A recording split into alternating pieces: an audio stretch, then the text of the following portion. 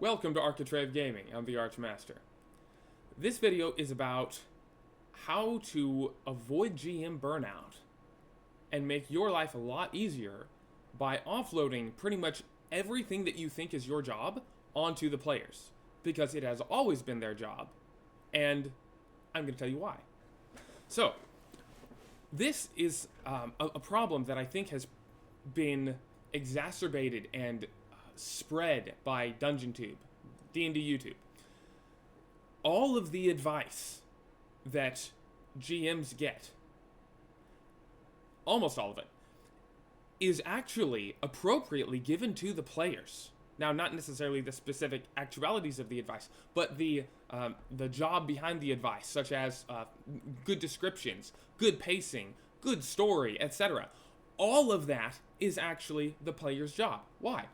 Because the players are the ones with agency, or at least they're supposed to be the ones with agency. The GM does not have player agency. They're a GM. They run the world, they are a referee, they run the simulation, they make everything react realistically in accordance with the rules of the world, so not our realism, the world's realism, but it is not their job to make things happen or to balance encounters, etc. So I'm going to go through a list here of some of the most common GM advice that pretty much every single channel out there will tell GMs, hey GM, here's some GM advice. Have you ever noticed that D&D YouTube is pretty much 99% advice for GMs?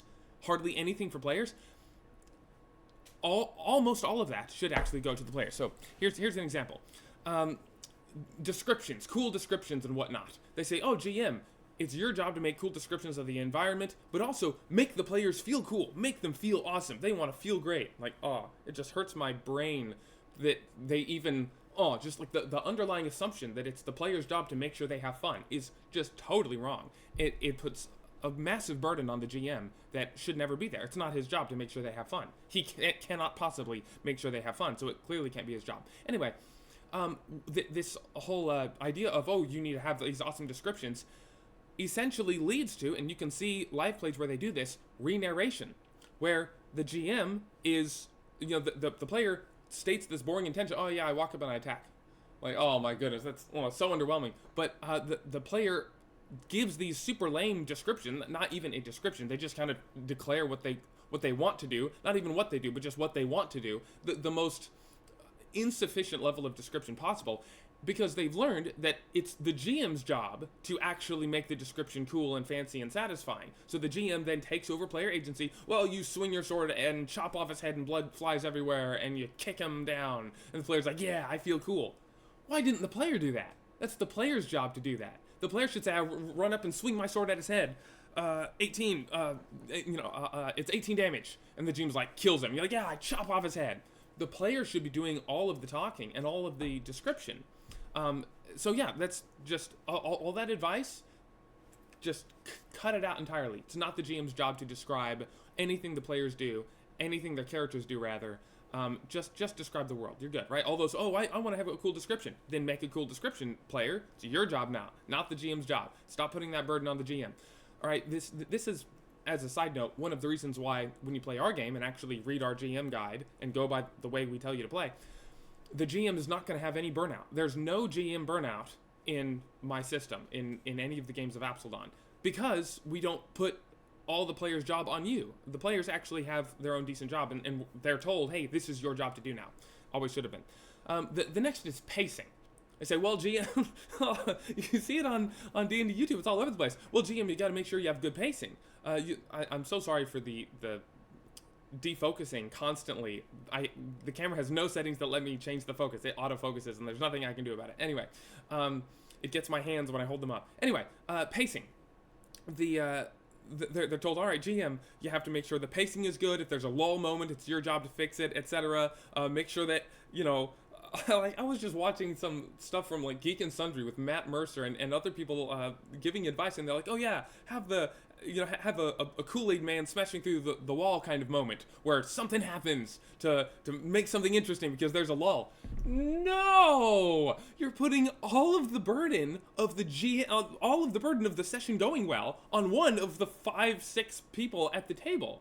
It's crazy talk. Absolutely not. That's such a burnout. He's already dealing with so much other stuff.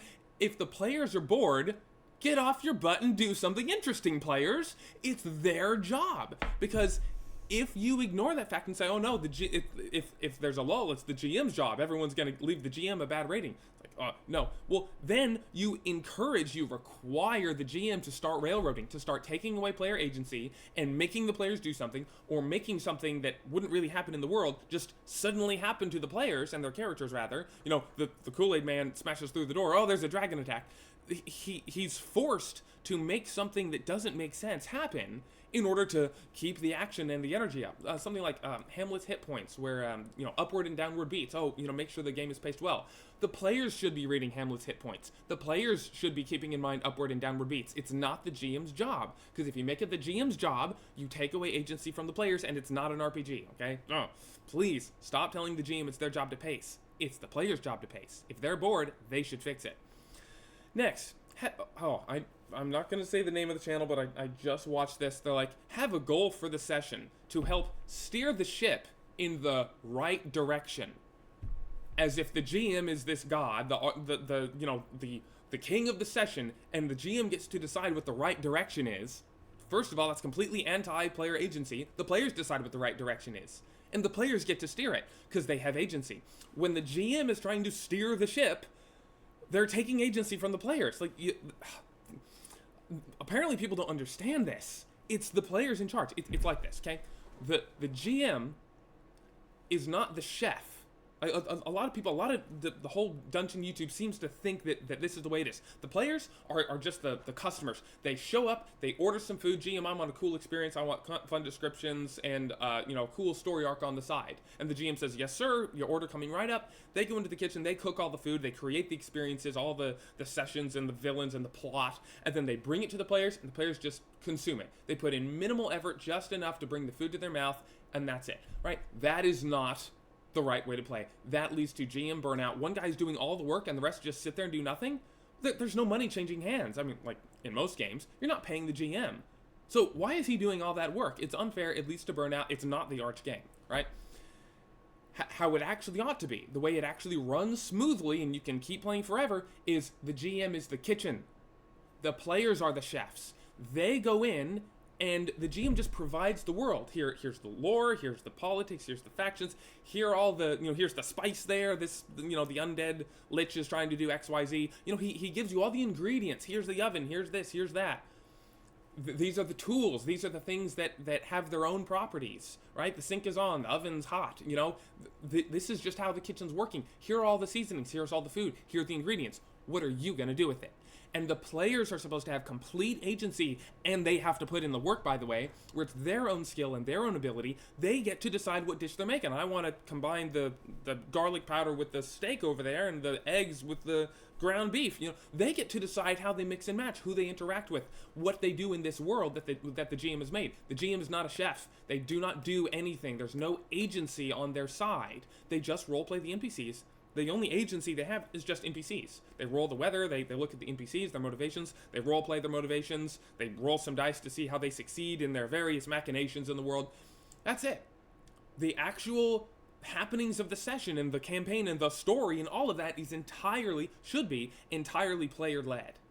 They are the chefs in the kitchen. The GM is the kitchen, okay? The GM reacts accordingly. So when the player turns the dial on the oven, well, then the oven heats, right? So the GM reacts and makes things happen. So they're working, they're doing things, but it's not agentic. They don't decide what happens. They just let things happen naturally. The oven gets hot because that's what ovens do, right? The lich wants to create an undead army because that's what liches do, right? It's just very natural. It makes sense. You just roleplay the NPCs, the creatures, etc., but there's no agency on the actual session, right? So bloody tired of everyone putting all this work on the GM and GM's burning out. It's really not the system, D&D 5e or anything. It's who came up with the idea that it's the GM's job to do all the work. It's the player's job. They're not just passive consumers. They're not customers. They're not paying the GM. They have to put in the work. Anyway, next one. The plot, the adventure. Oh, the GM has to come up with a plot. Oh my goodness. No. Read the Game Master's Guide to Proactive Players, something like that, okay? It's the player's job to be proactive. It's the player's job entirely to decide their own goals.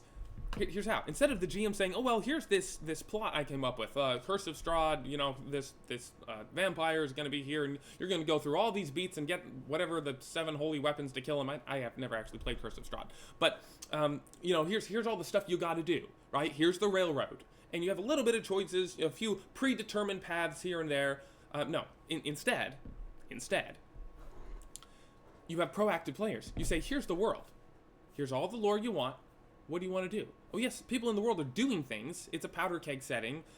Characters in the world are doing stuff. Oh yeah, Strahd over there, he's in 300 miles away in the land of the dead and whatnot, Barovia. And oh yeah, he's drinking the blood of people and whatnot. But you're over here, 300 miles away in your own little starting town. What do you want to do? There's Strahd over there. There's a lich over here. There's an undead army here. There's whatever over there. What do you want? And the player's like, "I don't care about any of those. Where's the nearest king? Where's the nearest settlement? I want to be a conqueror. I want to be an adventurer and a conqueror and a king. And I want to go in and systematically take over everything." Okay, go ahead. Good for you. Entire player agency. That is your plot. That is your story. The GM just presents a world. Here's the world. And it's moving. People are doing things. But I'm not going to tie you as the players, the party, to any of these people or any of these events and say you must do something about this. No, that violates player agency. That is a railroad. And a lot of people will say, "Oh no, that's not a railroad. That's just a linear adventure." Right. Linear adventure. That's called a railroad. I used to think there was a difference. When DM Lair is like, "Oh, there's a difference between the two," I was like, "Oh wow, you're right, there's a difference." But it is a distinction without a difference. They are the exact same thing. One is like, you can limit agency more than just making a railroad. You can have a railroad with extra limitations, but it's all railroad because it all expects and requires something of the players rather than this is a world, what do you want to do? That's all it should be. That there shouldn't be any like, "Oh well, we predetermined that we're going to Strahd and whatnot, and that's what this campaign is about." Absolutely not. That is not the Arch game. That is not verisimilitude. You don't feel like a real person in the world. There's always, if you do it that way, there's always this meta understanding in your mind where we really aren't allowed to just leave because we're in the Curse of Strahd module and we're kind of supposed to finish this, right? You limit yourself by metagaming, by meta thinking. You're like, "You know what? I can't actually leave and do what I want. I have to do this because we agreed to it and the GM prepped it." What? Absolutely not. That is totally immersion breaking. That's meta thinking. I don't want you to meta think. I want you to be totally immersed in the game, in the world, in the setting, where you're like, "I'm a real person and I can do whatever the heck I feel like because I am completely independent. I'm a real person in this real world. There's no agreement with the GM that we're going to do this adventure because there is no GM according to my character, Conan in the world, right? Conan is not aware of a GM. So Conan is not thinking, "Well, I have to do Strahd because I agreed with the GM to do it." See, that's the problem. It's meta. It requires meta thinking, meta gaming, meta thinking, meta moving, meta acting, meta talking. It's all meta gaming. Those are the 4 types of meta gaming. Anyway, the plot is decided by the players in the moment, whatever they want to do. The GM just reacts. Proactive players, reactive GM. It's the reversal of what you see a lot of stuff where the villains and whatnot are proactive and they make things happen, and then the players are reactive. "Oh, the GM brought this adventure to us, the villain did something, and now we have to react to it. Now we have to stop the villain." Absolutely not. Other way around. Players are proactive. They decide, "Oh wow, I've decided I don't like that king. I decided he is now my personal nemesis. He is my villain. I'm going to go take out that king." The player creates their own goals. And you may be wondering, "Well, none of my players have any goals they want to take over." Well, then you have boring players that don't actually want to play RPGs. Secondly, they might actually be really interested if you had a good setting. That's one of the reasons why what I'm working on in the background between these videos is making a really, really, really cool setting to eventually, hopefully soon, present to you all to say, "Hey, this is how you get players very, very, very interested. You have a really evocative setting," right? And this is also a lot of fun for the GM because we know that the GM just wants to give their lore for their homebrew world, right? Guess what? In the method I'm promoting, in the Arch game method, the Arch method, the players actually want the lore because the lore is how they decide what their objectives are. They want the lore and the setting. Okay, well, who's the king there? How many races are there in this place? What's the what are the politics like between them? Who doesn't like whom? How can I leverage this, right? They actually want to know, because all of that information is what helps them come up with an interesting goal. It's like being plopped down into Skyrim, and you say, oh yeah, here's the Imperials and the Stormcloaks, there's a civil war. What do you want to do? It's like, I could join this side, I could join that one, I can play them both against each other, I could, I'm the Dragonborn now, ooh, I could, unite both sides and be the Emperor, ooh, that's what I want to do, right? You put them into a setting that has conflict and people not liking each other, so the players can come in and do what they want to do, but you don't lock them in and say, alright, this is a campaign about being a Stormcloak. No, absolutely not. You need to give them more agency than that. Let them do what they want. Rather, you need to not take away their agency, because they have agency by birthright. Just by sitting down, they have the agency. So much advice is, hey, GM, take away their agency to make sure you tell the story you want to tell. Oh, it's just terrible. All right. Yeah, another bit of bad advice in the whole plot thing is create shared character goals for the players. I just heard this again from the same YouTuber. Create shared character goals. How about the players create their shared character goals? Why is it the GM's job to create shared character goals for the player? Come on. Again, it goes over their head. Oh, wow, why is this the GM's job? It's the GM's job by default, I guess, because I don't know. It's like, yeah, no, this is the player's job. Stop giving this advice to the GM. This is all the player's job. It is their agency to do this. Anyway, next, player engrossment or thrill or just enjoyment. How engaged are they in the setting? Oh, you want to make sure you move the spotlight around so that the shy player isn't looked over and the loud player doesn't take over. Let the players decide what they want. If you have a shy player at the table who likes being shy and just shows up to hang out, let him be.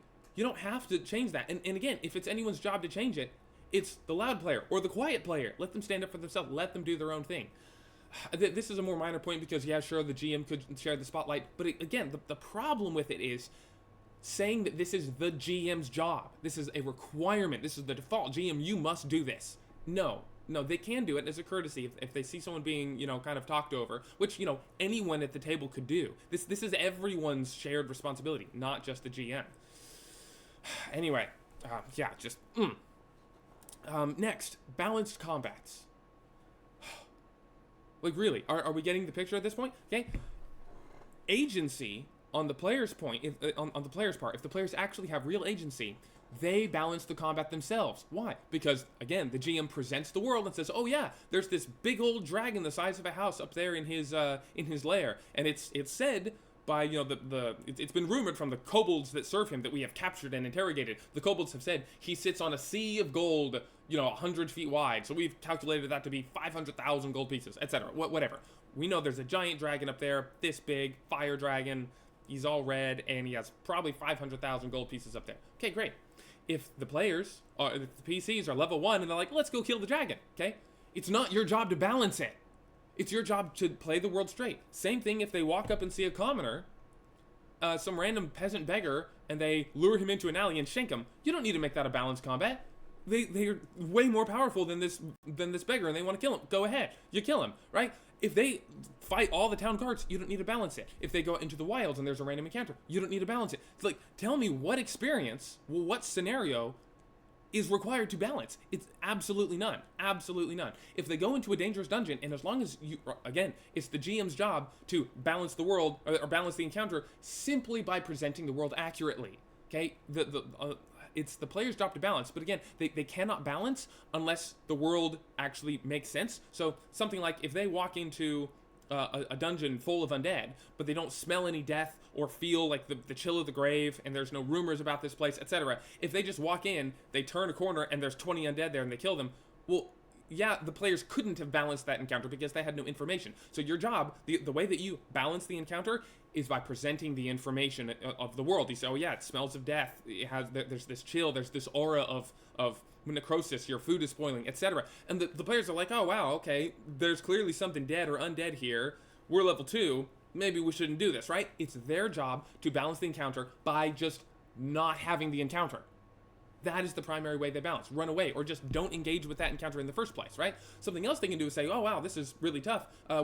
Let's go get some hirelings. Let's go get some poison. Let's go get some potions. Let's upgrade our gear. Let's find a magic item first, etc. Any number of things. It's the player's job, through their own agency, to balance the encounters because they decide when they engage in each encounter when they encounter that enemy, right? The whole idea of here's an encounter. No, here's a creature in the world. Here's a bugbear or a bugbear tribe or an owlbear or whatnot. He lives in his cave. This is where he is. The bugbear or the owlbear is not an encounter. It's just an owlbear in a cave. The encounter is when the players or their characters encounter the creature, right? That's entirely up to them. They decide the encounter and the circumstances. Do they attack in the day? Do they attack at night? Do they attack with an army at their side? Do they poison him first? The encounter and all of the balance of the encounter itself is entirely decided by the players. And if you start putting that burden on yourself, you're going to be totally burned out. Secondly, you're going to, by necessity, have to take away the agency of the players and say, oh, well, I'm going to balance this encounter. You're too low level, so I'm going to make him sick or wounded, or he's not here right now. Or you're changing things and taking away their agency by wrecking the verisimilitude of the world, not just playing it straight. Oh, well, the owlbear's there, and they walked in. Oh, well, right? Again, you foreshadow. You say, oh, yeah, they're skulls and bones of various small creatures and some medium-sized creatures, too, in this place. Like a deer skeleton that's been ripped up. It's like, oh, this thing's big enough to take down a deer or an elk or whatnot. Oh, wow, he can kill a medium creature. I'm a medium creature. Right? You know, you foreshadow, you show them the world, and that is the extent of your job in balancing the encounter. It's the rumors, the foreshadowing, the smell, etc. It's all the stuff that they experience. That is how you balance it. If you do anything beyond that, you're taking away their agency. It is the player's job to see the dragon and say, nope, we're running. That is, looky there, balanced encounter. Perfect, right? Entirely player's job.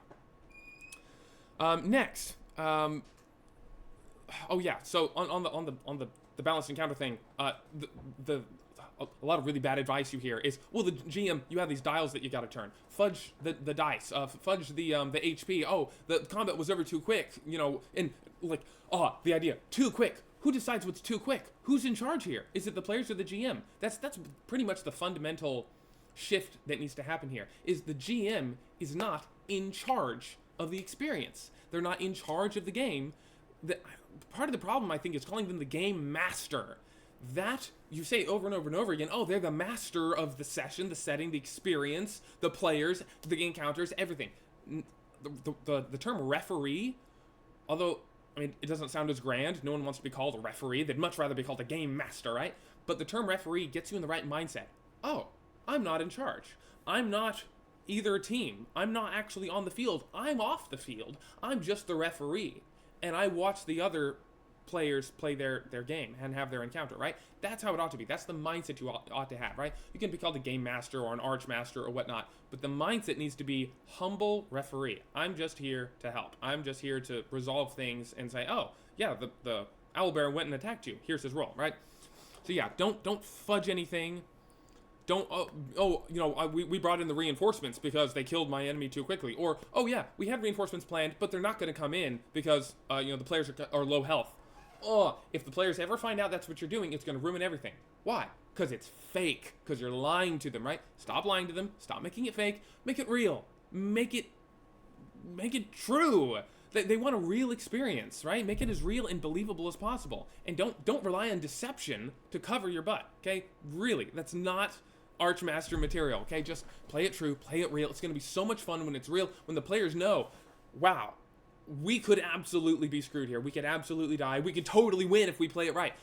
The thrill when the weight is on their shoulders, when they say, wait a minute, I decide if I win or lose?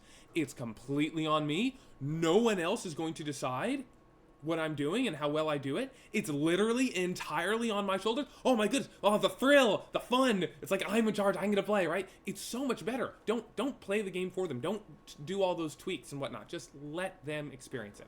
All right. Handing out treasure. GM, it's not your job to make sure that the right treasure is handed out. Shoot your monks and make sure the fighter gets a new sword and make sure the monk gets a new, monk weapon item or whatnot. No.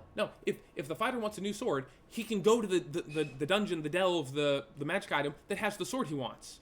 If the wizard wants a new, arcane focus, he can go look for wizards and ask, hey, who's selling arcane focuses? Or he can look around for some mythic arcane focus that's in a dungeon somewhere and go out and get it, right? Again, GM, you just make the world. You put the arcane focus somewhere in the world. You put the magic sword here, the arcane focus there, the monk weapon over here in the monastery, the ancient monastery in a floating mountain somewhere. And you just let them know through rumors, through whatnot, oh yeah, there's that thing there. And they get to decide, oh, Well, that's the treasure I want. I'm going to go get it. Again, you don't have to worry about handing out the right treasure at the end of the dungeon. It's their job to seek out the right treasure. Again, as the GM, your job is just to make the setting, right? You just make the setting. You put all the enemies and the items and the monsters and the creatures and the motivations of all the NPCs. You just put it in the world, and then you like wind up the clock and you just let it run. You're not changing and tweaking things as it goes. You just run the world straight. You run it real, and the players have complete agency to do what they want in that world, right? That's the Arch game. That's the Arch method. Okay. Next, party cohesion. Okay? Bad advice is, well, again, same YouTuber I heard this from. Give them no other option. He literally said this. Give them no other option. Like, come on, people. Do we have to explain why that's railroading? It's clearly taking away agency. It's like, oh, well, you want to make sure that they all have this tie, that they're all in this adventure together, or that they've all been captured, or they've all been this, all been that. Give them no other option but to work together. Come on, people. Come on. That's the player's job. If they sit down at a table with 4 other guys and they want to play with, it's their job to say, oh, wow, I want to play with you. Let's come up with a reason why my character wants to be with yours and why we want to, be in this world together and adventure or conquer or whatever, right? It's their job to come up with that. If the GM comes and says, no, you don't get any agency. Here's this rope. I'm going to bind it around all your necks and pull you in. This is what you're doing. No, absolutely not. That completely takes away agency. Absolutely wrong. I would just leave a game that where a GM tried to do that. It's our job to come up with why we stay together, okay? Our job entirely. Again, I think, I keep saying again, even though I haven't actually mentioned the thing in the first place, a large part of why this advice is so popular, I think, is because there are not very many actual role-playing or adventure game enthusiasts out there. The ones that are the enthusiasts, the ones that really care about everything going well, are the GMs. And they look at players, and so many players aren't actually into role-playing, they're not into adventure, they're not into the game, they're not into any of it. They are just wanting to hang out with friends, and they pretty much just want a party game experience. And so the GM looks at that and says, if I leave this up to player agency, if I put all the responsibility on them, nothing will happen. I have to do it because I'm the only one who actually cares. I'm the enthusiast. I have to do it all for them, right? And that works if you're playing with children who don't actually know what to do and you need to coax them along. But if you're playing with adults who don't actually care about roleplay and adventure and they're just here to hang out or they just want a party game, my advice is stop playing with them. Find actual role-playing enthusiasts. Find players that actually care and give them full agency. Find the players that can take full agency and give them full agency. That's a whole lot better than taking players who don't actually want to be here. They don't actually want to play the real full experience and then just doing everything for them. Because that leads to 2 things. One is bad habits, where if you are so used to guiding these players along because they have no actual enthusiasm and no actual proactivity, they don't want to conquer the world or anything, you put them in the world, they're like, all right, so why should I care about anything? It's like, get out and leave then. If you don't get, you have to bring the care to the table. You have to come to the table and say, all right, man, where's the most evil, tyrannical, overbearing king in the land? I want to take him out, right? That's player agency, player motive. If you put me in any single setting, I already know what I want to do. I come in and I say, all right, cool, who's the king? Who's the most powerful mage? Who's the most powerful king? Who's the most powerful warrior? Great. I'm going to either subdue them and make them swear loyalty to me, or I'm going to kill them and get them out of my way because I'm going to conquer, right? That's what I want to do. I actually have ambition. I'm a proactive player because I want to get things done, right? How many players have you ever met that want to do something in an RPG? Like, man, I've always wanted to do this in an RPG and I haven't been able to do it yet. I want to get this done. It hardly ever happens. Most players are sitting there and they're like, I just want to go on whatever adventure you give me. I just want to hang out with friends and have cool relationships with the characters. That's not an RPG player. Like, goodbye, have fun somewhere else, right? What we're doing here in the Arch game is we want you to actually take on the burden of agency yourself, right? And it seems like such a rare thing. It's such a novel concept. Oh, wait, I have to actually put in work to decide what I'm doing? Yes, you have to want to do it. You have to care. It's the same thing with any hobby. The way we treat this hobby wouldn't fly anywhere else. Like cake baking. Someone says, oh yeah, I want to join the cake baking hobby. It's like, great, what kind of cake do you want to make? I don't know. I don't care. I don't actually care about making cakes. Well, whatever cake you put in front of me and whatever decorations you want me to put on it, that's what I'll do. It's like, what? Why are you in the hobby of baking cakes if you don't actually have any ambition, any designs, any desire? what? You just want to do what we tell you to do? We just present a cake and tell you what to do and you just do it? Like, get out of here. That's not in the hobby, right? That's a job if you're being paid and you have to do something. But if you join a hobby, like a racing car hobby, it's like someone says, oh yeah, I love race cars. I want to race cars. And they sit in the car and they say, yeah, I don't feel like turning on the engine or hitting the gas. I don't have anywhere I want to go. Well, then why are you in the racing car hobby? Get out of the car and let someone else sit in that seat, right? You have to have ambition in any hobby. You have to want to do something, right? You play golf. You have to actually purposely go and get the golf clubs and get on the cart and go out and like hit the balls to get in the holes because you have a goal. You want to get a hole in one or a hole in how, like, you have goals. You want to get things done, right? In the so-called RPG hobby, no one has any goals. No one really cares about it. They're like, oh yeah, I'll just play whatever adventure. Like, give me a break. What? How has this become so accepted and so normalized that no one actually cares about doing a specific thing in the world? Just, it's mind-boggling. What the players like that, again, it's not a moral failing or anything. It's just frustrating because they're not really even in the hobby. They're just more observers. And we keep roping them into the hobby, but they don't actually want to be here. They don't actually care about the hobby itself. It's like someone saying, oh yeah, I love race car driving. It's like, right, well, do you want to drive the race car? No. It's like, well, then you don't really love race car driving, do you? Oh, no, I love race car driving. I would totally do it. Okay, well, here's a race car. No, thanks. Okay, actions speak louder than words. You're telling me by your actions that you don't actually care about race car driving. Same thing with players who are not proactive, who don't actually want to accomplish anything in a world, and they just want a cool story, or they just want to go through the adventure pre-made for them. They're saying they don't actually enjoy role-playing, the role-playing hobby. They don't actually enjoy it at all. That's what they're saying. They want something else. They want storytelling. They want to hang out. They want a party game. They want other things, but it's not this hobby. It's those hobbies over there. But it's not these hobbies, the ones I'm talking about on this channel.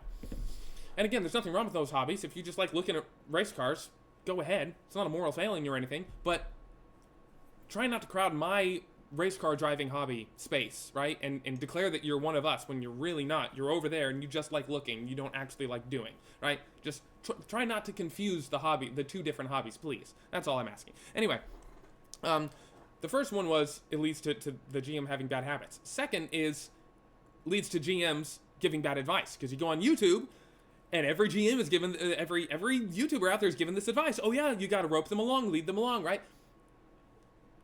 That's the second problem. It just, it gives you bad habits for your players and teaches them to just be inactive and reactive, right? But then you also tell every other new GM out there, this is the way that it's played. You're the proactive one, game master. You're in charge. They follow you along. And then we have this token respect for, oh, and we really shouldn't take away their agency or railroad. But here's a linear adventure. It's like, okay, so you're contradicting yourself there, right? It's very few people actually have even seen and fully comprehended what the actual potential of role-playing and these role-playing games are actually about. It's so far, they've been taken by the whole story gaming and party game and just hang out game hobbies that over here in the actual role-play arch game hobby, they've never even seen it. They don't even know what it looks like. All the stuff I'm saying sounds like crazy talk because they've never actually seen it, right? That's part of the channel. I'm trying to help you see there's another way, there's a better way, and it doesn't lead to GM burnout. It's actually a lot of fun. Anyway, yeah, party cohesion, give them no other option. We're not doing that. Lastly, in this 33-minute video,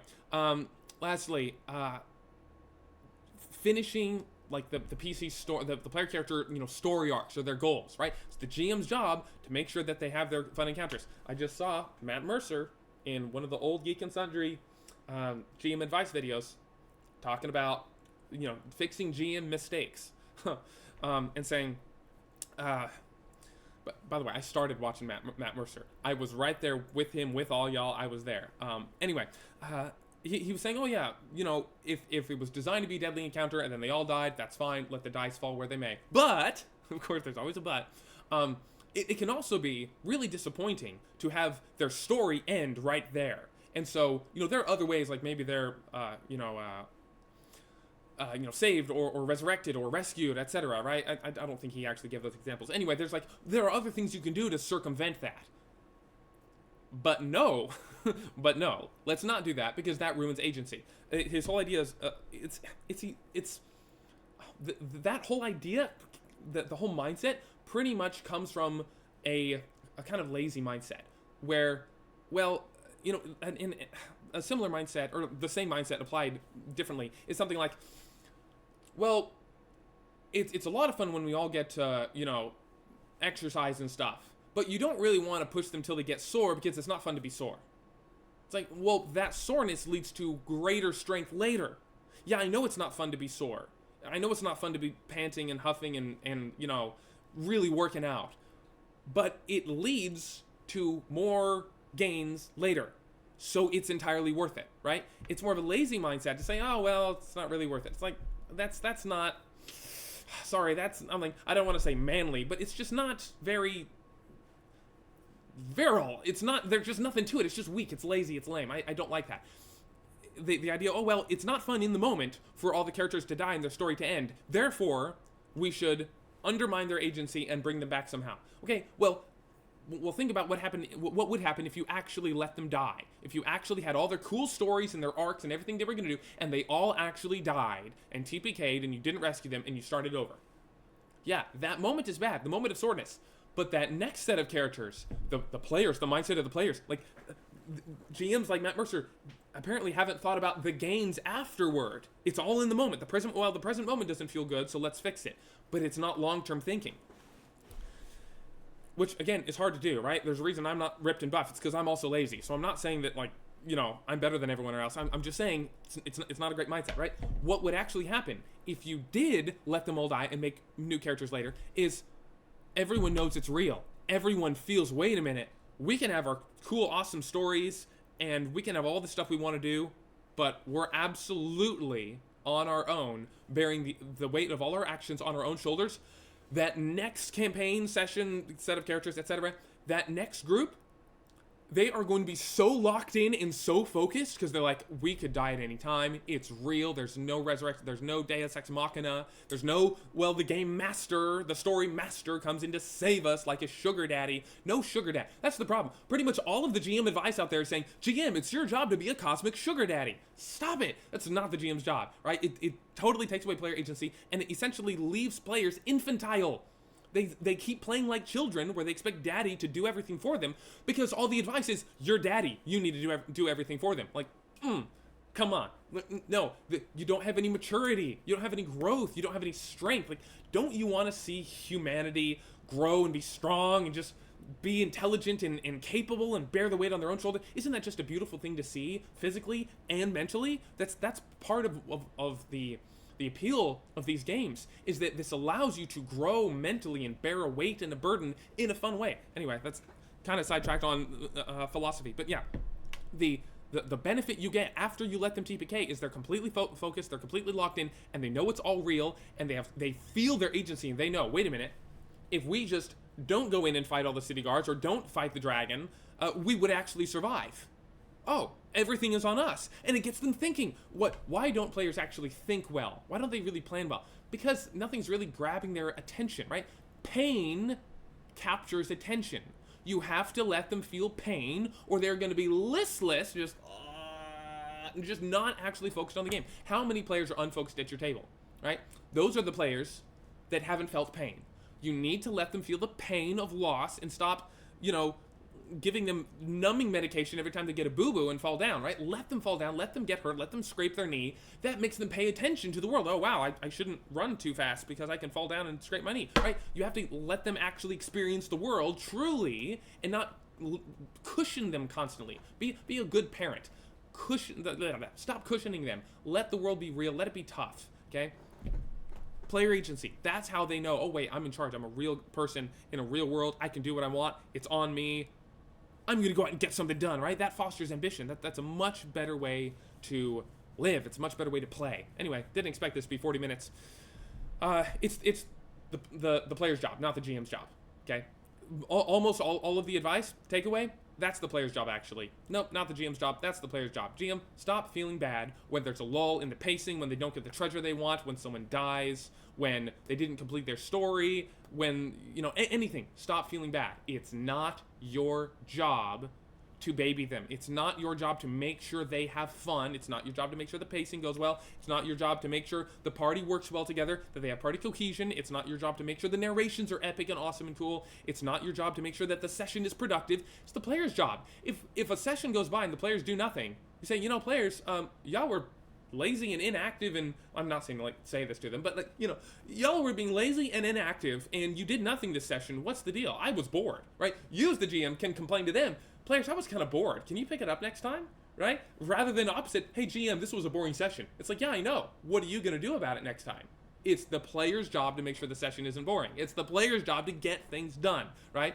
That's how it ought to be. That respects their agency, and it makes the GM's job extremely easy. They do almost nothing in terms of actual running the session. They just run the world. They're just a neutral arbiter. I'm a referee.